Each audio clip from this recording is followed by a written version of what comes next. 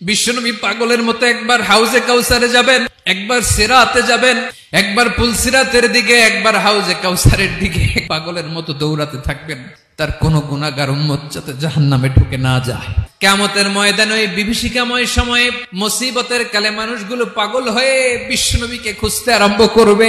সবাই মিলে বিশ্বনবীর কাছে যেয়ে বলবে, ইয়া রাহমাতাল লিল আলামিন, দেখেন আমাদের কি অবস্থা, কি কঠিন বিপদে আমরা আছি, দাঁড়াতে পারি না, সূর্যের আলোতে ঘেমে হয়রান।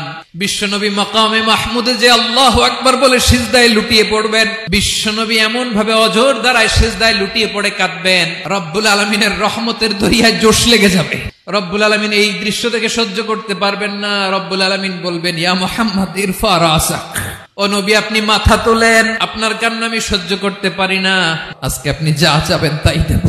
ওয়াশফা তুশাফা, যার জন্য সুপারিশ করবেন তার সুপারিশ কবুল করে নেব।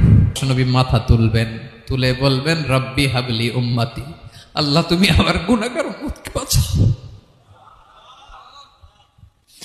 এই দুনিয়ার বুকে রব্বুল আলামিন সব নবীকে একটা করে দাওয়া মুস্তাজাবা দিয়েছেন, মানে যে দোয়া করলে কবুল হয়ে যায় সাথে সাথেই।